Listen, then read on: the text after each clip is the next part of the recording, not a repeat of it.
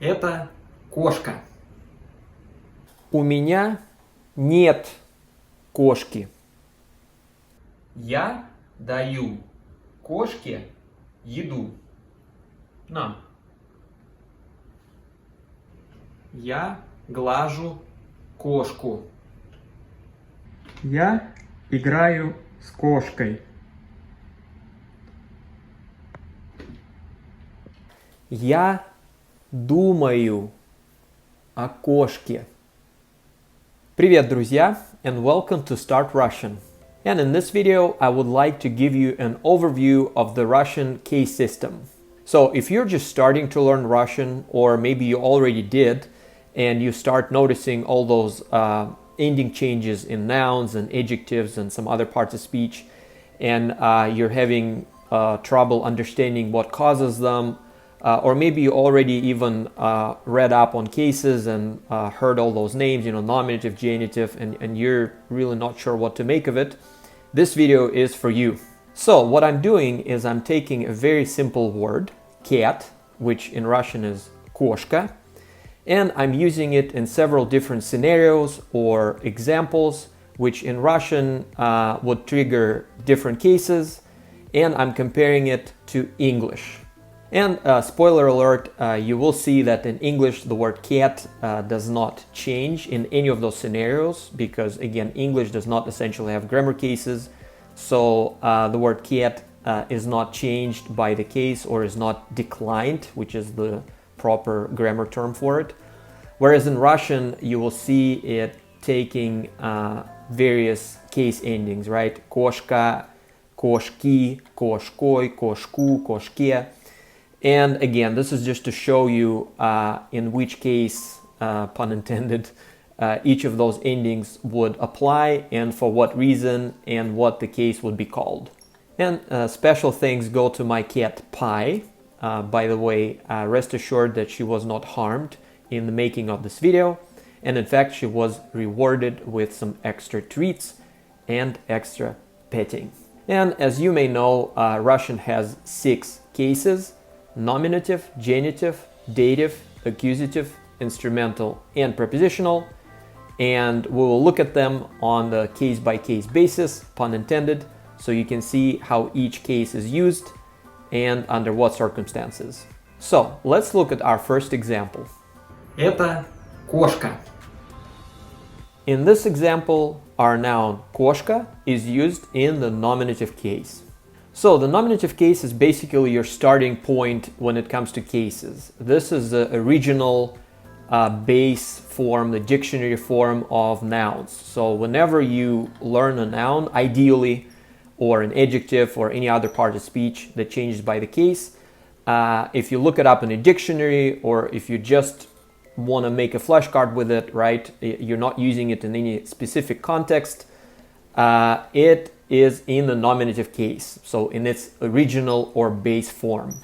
So a lot of times you will hear nominative case used in this exact example, right? This is a whatever, right? This is a house, this is a car, this is a cat, right? Это кошка. So кошка is a nominative case. It does not have any additional endings. So pretty much, when you talk about 6 cases in Russian, you can pretty much cross the nominative case out because there's not much to learn about it. This is the case that all nouns, adjectives, and pronouns originally come in, and this is the case that does not really take any explanations or memorization or anything. So that's the starting point. Okay, so far so good. 1 down, 5 more to go. Let's look at our next example. У меня нет кошки. And in this example, the word кошка is used in the genitive case, which is кошки. Essentially, each Russian case has a meaning, or rather even a few meanings. So whenever you see a noun being used in that meaning or in that function in a sentence, it automatically means that you must put it in the corresponding case. And when you're putting a noun in a certain case, you do so by applying a certain ending to that noun. So essentially each case apart from meanings, it also has a set of endings that you apply whenever you put a noun or an adjective in that case. So essentially, when you learn a case, you need to learn two things. First, when you would actually use that case, right? So when would you put your noun or your adjective in that case? What meaning or meanings does that case have? And secondly, you must learn the form of that case, right? So what form does the noun take or the adjective take when you actually want to put it in that case? So in other words, what ending do you apply to that noun or adjective or whatever part of speech that you're declining? And this is exactly what makes Russian grammar so complex, and this is exactly what causes all those crazy ending changes, right?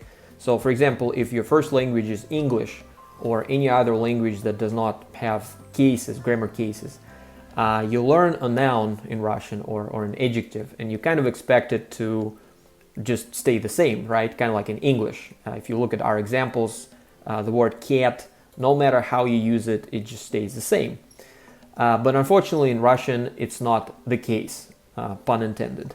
So speaking of this example, у меня нет кошки, right? I don't have a cat. Why are we putting the word кошка in the genitive case, right? So let's look at our two aspects of a case, right? Just like I told you a few seconds ago. First, you must memorize when each case is actually applied or triggered.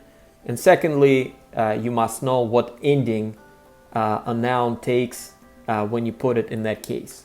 And actually, one of the meanings of the genitive case in Russian, and it's actually very common, is lack or absence of something.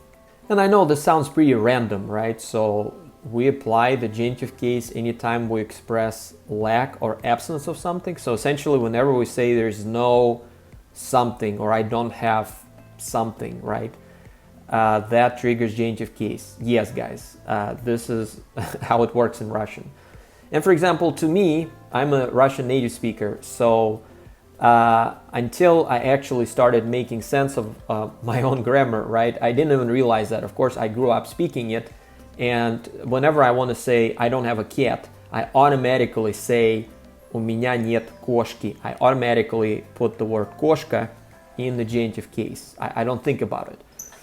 But unfortunately, you know, in your case, if you're learning Russian as an adult, as a second language or as a foreign language, right, you're basically going from grammar rules, right, to examples, right? And essentially it's as simple as that, right? Anytime you use your noun in the function or in the meaning of absence or lack of something, essentially you're saying there's no cat, or I have no cat, I don't have a cat, or any other noun, you know, I don't have a house, I don't have money, I don't have whatever, right? Automatically you must put that noun in the genitive case. And the second aspect of a case is the actual form, right? So what form do you put the noun кошка, in this case, in to put it in the genitive case?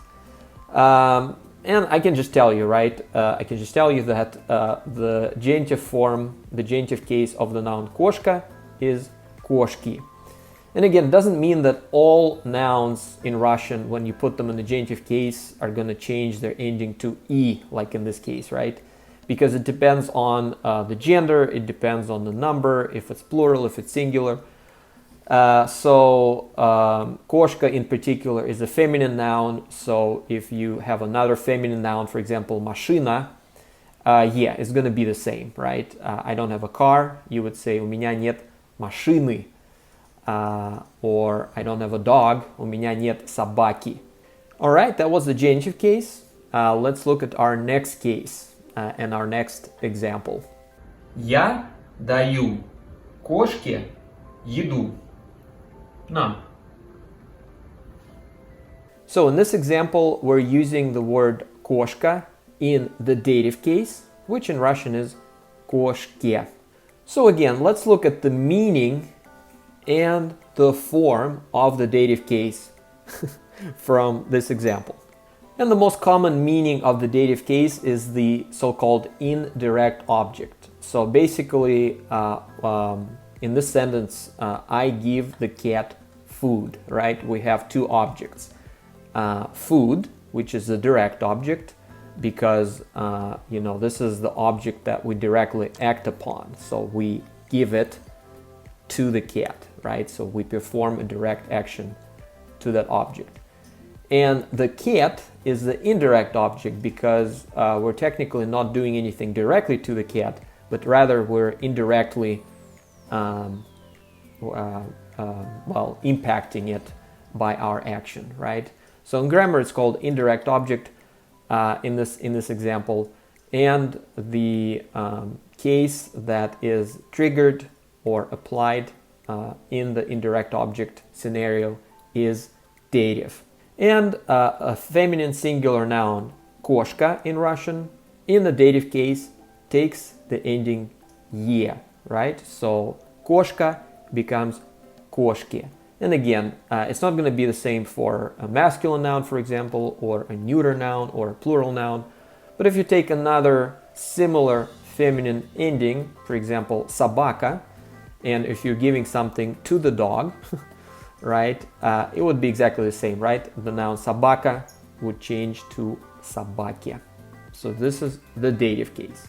All right, moving forward, and our next example is Я глажу кошку. And in this example, our noun koshka is used in the accusative case. So again, let's look at the meaning or the reason why we're putting it in the accusative case and the ending that we apply to in order to put it in the accusative case. So the most common meaning of the accusative case in Russian is the direct object, right? And just a few seconds ago, we were looking at the dative case, and we established that the dative case is used with indirect objects, right?